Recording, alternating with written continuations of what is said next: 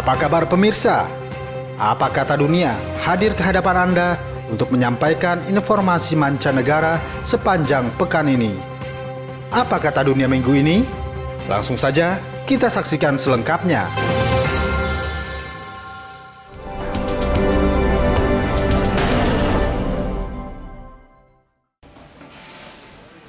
Pos pemeriksaan suhu dan poster memberitahu para pekerja untuk menjaga jarak lebih dari 1 meter di pabrik mobil Jepang Honda Motor yang dibuka kembali di Wuhan.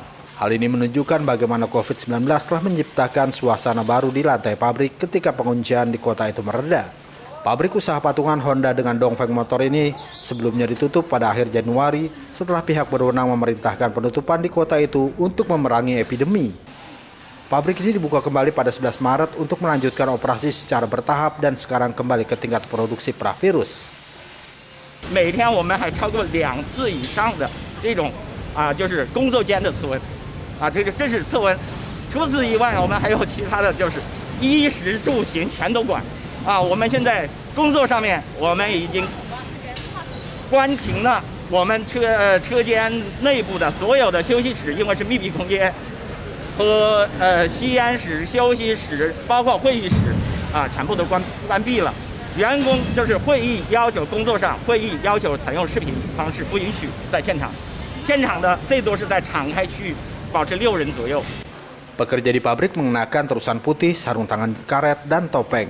Staf yang perlu beristirahat dari jalur perakitan terlihat duduk di kursi yang diletakkan di lantai pabrik. Tidak ada kasus virus corona yang ditemukan sejak pabrik itu kembali beroperasi, dan sekitar 98% dari 12.000 pekerjanya sekarang kembali dan bekerja lembur untuk mengganti kehilangan produksi. Pusat industri di Wuhan mulai memungkinkan orang untuk meninggalkan kota pada hari Rabu dalam apa yang dipandang sebagai titik balik bagi perjuangan Cina melawan virus corona.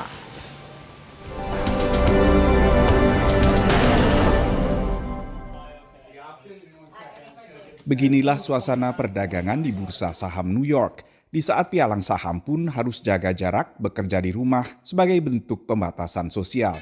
Tapi setelah terjun bebas selama beberapa pekan, bursa saham di Wall Street sedikit terangkat. I think the market has responded to things like the Federal Reserve pulling out all of the stops and virtually saying we are here and we've got as much money as we need to make sure we see our way to the other side of this. The fiscal policy response has been very aggressive. We've seen a historic $2.2 trillion package and talk of more assistance coming. And I think the most important thing is investors are really starting to key on places around the globe where it seems like the new case discovery, the number of cases is peaking. And that's almost as important as any of the economic data. Selain berbagai perkembangan baru soal COVID-19, perkembangan politik yakni mundurnya senator haluan sosialis Bernie Sanders dari pencalonan presiden Partai Demokrat ikut mengangkat saham.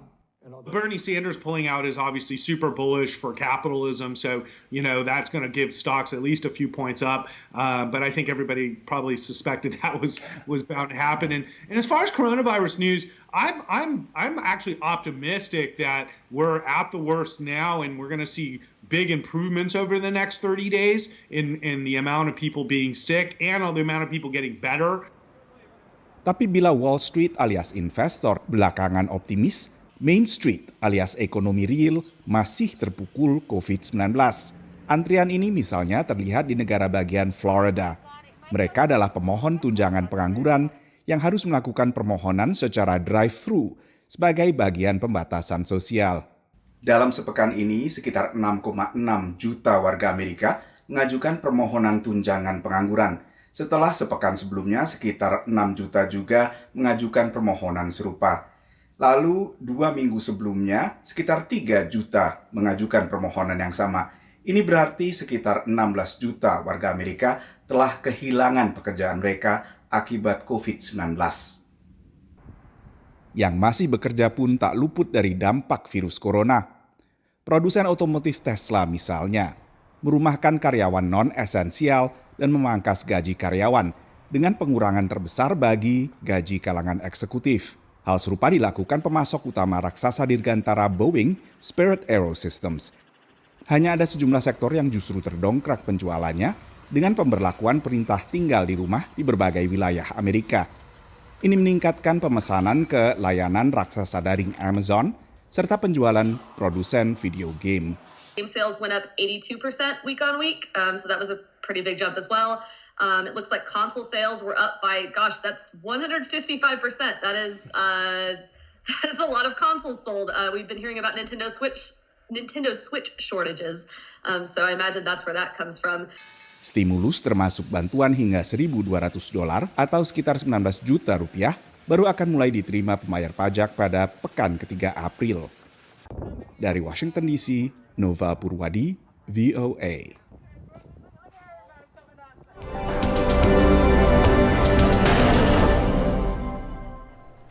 Jumlah korban COVID-19 yang meninggal di Amerika Serikat melonjak ke tingkat tertinggi di dunia. Hingga Minggu sore, tercatat sedikitnya 22.000 orang meninggal.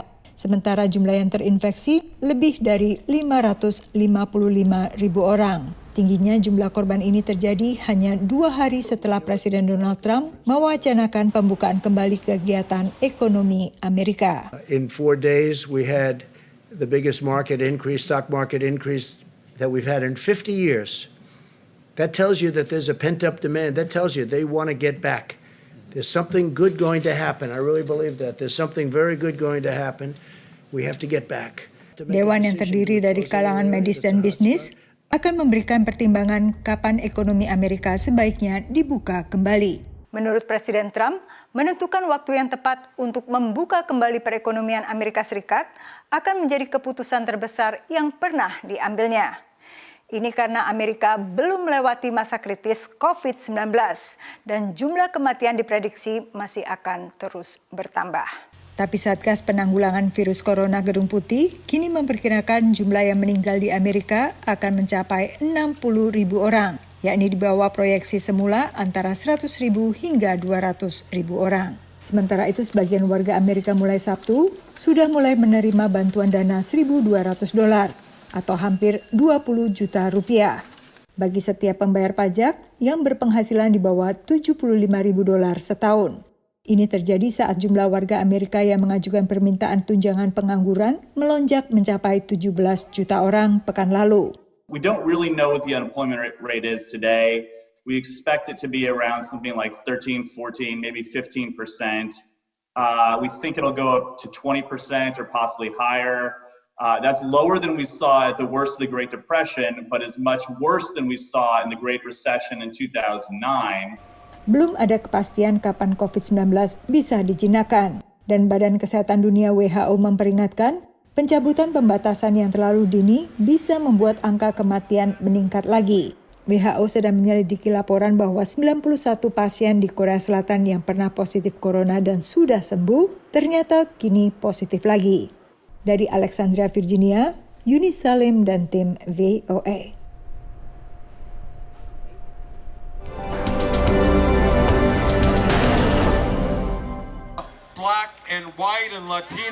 Kandidat Presiden Partai Demokrat Bernie Sanders mengakhiri kampanye menuju Gedung Putih hari Rabu waktu setempat. Bernie mengumumkan keputusan itu lewat video yang disiarkan secara langsung kepada para pendukungnya dari Burlington, negara bagian Vermont, di mana ia tinggal di tengah pandemi virus corona. Keputusan itu mengejutkan banyak pihak karena Bernie unggul pada fase-fase pertama pemilihan pendahuluan. I know that there may be some in our movement who disagree with this decision, but as I see the crisis gripping the nation, exacerbated by a president unwilling or unable to provide any kind of credible leadership, I cannot in good conscience continue to mount a campaign that cannot win and which would interfere with the important work required of all of us in this difficult hour. Pengumuman ini menjadikan mantan Wakil Presiden Joe Biden satu-satunya calon Partai Demokrat yang masih bertahan dan kemungkinan besar akan menghadapi Trump pada pemilu November mendatang. Earlier today, my good friend, and he is a friend, Bernie Sanders, announced he was suspending his campaign. Bernie's always been a passionate voice for progress, and he didn't just run a political campaign, he created a movement. And that's a good thing for the nation and for our future. Bernie Sanders berjanji akan bekerja sama dengan Joe Biden untuk mengalahkan Trump pada pemilu mendatang. Meski demikian, sang kandidat progresif itu mengatakan namanya akan tetap ditulis pada surat-surat suara di pemilu-pemilu pendahuluan mendatang untuk mendorong posisi kebijakan Joe Biden ke arah lebih progresif. Presiden Trump berupaya mengambil dukungan para supporter Bernie Sanders. Lewat Twitter, ia berkata bahwa situasi ini merupakan hasil akhir yang Partai Demokrat inginkan sejak semula. And the Bernie Sanders people are big believers on what I'm saying on trade, and I got a lot of them in the last election that surprised people, but it didn't surprise me. No, those are great people. Sementara itu, keputusan Bernie Sanders menghentikan kampanyenya bukan satu-satunya perkembangan mengejutkan di tengah pandemi corona yang berbarengan dengan tahun politik AS. Warga negara bagian Wisconsin harus mengantri berjam-jam di TPS-TPS untuk memberi suara mereka dalam pemilu pendahuluan Partai Demokrat. Wisconsin memberlakukan perintah tinggal di rumah bagi warganya hingga 24 April, namun orang-orang terpaksa keluar rumah karena Mahkamah Agung menolak memperpanjang tenggat waktu pengumpulan suara lewat pos. Dari Washington DC, Valdia Baraputri, VOA.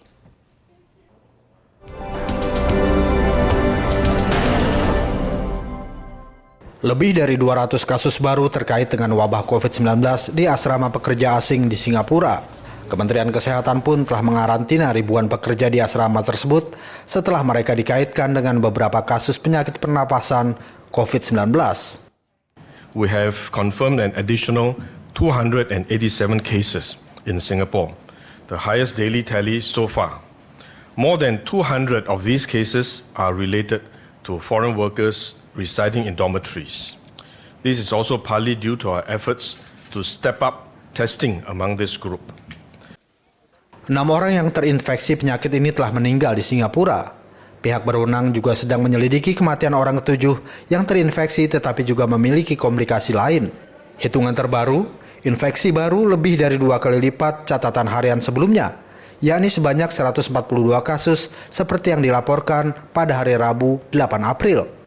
Puluhan ribu pekerja kerah biru asing tinggal dalam jarak dekat di asrama-asrama di Singapura dan membentuk bagian penting dari angkatan kerja, bekerja dari sektor-sektor mulai dari konstruksi hingga kebersihan. Singapura telah menutup sekolah-sekolah dan sebagian besar tempat kerja selama sebulan mulai minggu ini sebagai bagian dari langkah-langkah yang lebih ketat untuk menghentikan lonjakan infeksi COVID-19 baru-baru ini. Apa kata dunia lainnya? Kami hadir sesaat lagi.